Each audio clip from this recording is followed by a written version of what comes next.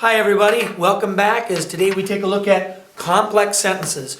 We spoke last time about compound sentences, and in fact on the first sheet here, take a look at our first card, take a look at some contrasts and similarities. So if you haven't seen that video or don't understand compound sentences, go back and view that first. In fact, it'd be a good idea to take a look at the simple sentences video. For that matter, if you're not comfortable with clauses, independent, subordinate clauses and what they are, go back and see the videos on those too. This will make a lot more sense when you have that in hand. Because really the study of sentence structure is studying how different clause types come together to make a sentence. All right, by way of review, let's take a look at compound versus complex sentences. We learned last time that a compound sentence is composed of two or more independent clauses. So the clause type is independent clause. Whereas a complex sentence consists of at least one independent clause, because every sentence has it, and at least one subordinate clause. So that's why we say clause numbers might be 2 or more and 2 or more over there. At least 2 are required. The form would be, and we'll just stick with 2 for today. The forms available would be for independent clauses, independent clause, comma, co-joining element, which would be some kind of a conjunction in the case of compound sentences. Over here, it might be a coordinating conjunction or a relative pronoun, some sort of subordinator. But in any case, our co-joining element and our second independent clause. So again, for compound sentences, independent clause, comma, co-joining element, second independent clause. Or we may just use a semicolon to replace the co-joining element and the punctuation in one fell swoop. That, by the way, is the correct usage of a semicolon, to separate two independent clauses, like that. Now, the complex sentence, on the other hand, has 3 distinct forms that I can think of. It would be helpful if I held up 3 fingers. The independent clause coming first, then the co-joining element with no punctuation, and our subordinate clause. Then there's the subordinate clause first, which will have its subordinator, its co-joining element at its front side. The punctuation mark, the comma usually, then the independent clause. And then there's what I like to call the split type, where the independent clause comes first, but is split open, and we insert the subordinate clause up inside of it. Where we have independent clause part A, comma, coordinating or co-joining element, subordinate clause, closing comma, and the second half of the independent clause. We'll take a look at some of those examples here, and I think it'll be a lot clearer. So let's go to those.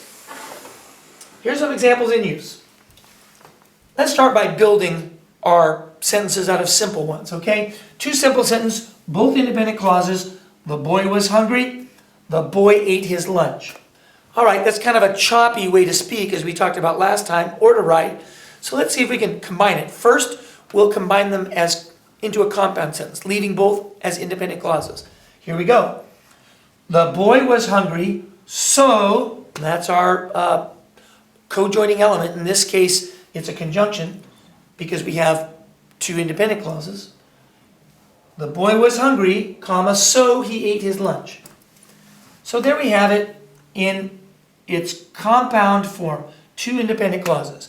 Now let's go forward and look at what else we could have done by making it a complex sentence, by taking one of those simple sentences, one of those independent clauses, and subordinating it, making it a subordinate clause by inserting a subordinator as our co-joining element.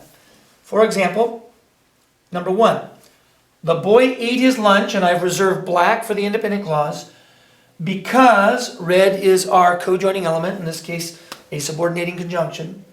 He was hungry. So we have the boy ate his lunch because he was hungry. That's a subordinate clause. The subordinate clause will typically include the subordinator too. So I've just highlighted them separately so we can see the subordinator separate from the rest of the subordinate clause. So that's the pattern we first talked about. Independent clause and co-joining element, in this case a subordinating conjunction, and the subordinate clause. No punctuation needed when the independent clause comes first. But we might flip it around and say, because he was hungry, comma, the boy ate his lunch. There the subordinate clause comes in front of the independent clause, and we definitely need a comma there. That's always true. When the subordinate clause comes first in a complex sentence, you'll have a comma between it and the following independent clause. Remember that. Then I spoke to you about split types. Let's take a look at that. The boy who was hungry, comma, ate his lunch. Now here, this is key information. We talked about this before, essential information. The subordinate clause, who was hungry, remember we took the boy was hungry down to he was hungry, now down to who was hungry by using a relative pronoun to replace the subject of that clause. Well, it tells us which boy. So it's an adjective clause describing the boy. Notice that. Adjective clause, it's a descriptor of the boy. So we won't have a comma on the front end because it's saying which boy. We could say the big boy, and we wouldn't put a comma in front of that either. The boy who was hungry, comma, ate his lunch. So that's independent clause part A, co-joining element, in this case, relative pronoun, subordinate clause, and then independent clause part B to follow. However, we could, instead of using an adjective clause, use an adverb clause. Now, an adverb clause will be non-essential information. It just tells you not which boy in this case. Let's read it first. I think it'll be simpler. The boy, although he was hungry, ate his lunch slowly. Now, I don't need this subordinate clause to tell me which boy. This subordinate clause is now telling me more about the motive of the boy, which is a way in which he ate his lunch, the conditions under which he ate his lunch. And so I have two commas setting this off because it's not tied to the subject. This one here, it was tied to the subject. It was all part of that noun phrase, the boy who was hungry. Here it's completely separate. The boy, although he was hungry, this is an adverb clause. It's describing ate. That although he ate it, well, you might say slowly. It's an adverb clause modifying the adverb slowly. You could kind of point that in either direction. In fact, I think that latter one's a little more likely. That the boy ate his lunch slowly, although he was hungry. When said in that order, you can see what it modifies. But we don't have to say it in that order. We could break that clause up like we did here, that independent clause, and say, the boy, although he was hungry, ate his lunch slowly. And so that's pictured over here. This was from the example we had earlier. I would say from the model we had earlier. Independent clause, part A, subordinator, that co-joining element, in this case, a relative adverb, subordinating conjunction, and then independent clause, part B. So there we have it. The boy, comma, although he was hungry, comma, ate his lunch slowly. All right. Let's see if we can find them now in some existing sentences. Identifying complex sentences. Number one, don't call me unless you need me. Let me grab a couple of pens here, and we'll see what we've got. Don't call me unless you need me. Where are our clauses? Where are our subjects and verbs? Well, we've got subject one unstated, right? It's you. Hope you can all see that. You, that's subject one. Call, that's verb one. You, there's subject two. Let me use another color, in fact, on that one. Need, that's verb two, right? So those are our two clauses. And we can see here our coordinating element. There are in this case, it's a coordinating conjunction, unless you need me. So don't call me unless you need me. This makes this the subordinate clause, and this the independent clause. So it's independent clause first, then subordinate clause. So what's the rule about punctuation? None needed. All right, let's take a look at our next example here. When you reach the top, I'll pick you up. Okay? So subject one, verb one, you reach. Subject, let me make these blue, in fact, because that pen's running out. Subject one, verb one. Subject two, I. Verb two is will. Pick up. Actually, if we understand this rather long verb phrase, to pick up is a verb phrase. We insert the object in it. It's a little unusual, but for the time being, let me just point to pick, one of the verbs in the verb phrase, and say that that's verb two, even though we understand will pick up is the true verb phrase. And so there we see our two clauses. Which one's the subordinate? Well, we have when here. When here is our subordinator, It's a relative adverb and is telling us about the time when you'll be picked up. So it makes this whole thing, when you reach the top, subordinate to the independent clause, I'll pick you up. Looks like I need another black pen here. I'll pick you up. Now, what's the rule? Again, when the independent clause comes first, you don't need to punctuate between it and the subordinate clause. But here the subordinate clause is coming first, so we do need our punctuation. Number 3, the guy you were talking about just called. Okay, let's see what we have here. Subject 1, guy. We're talking about,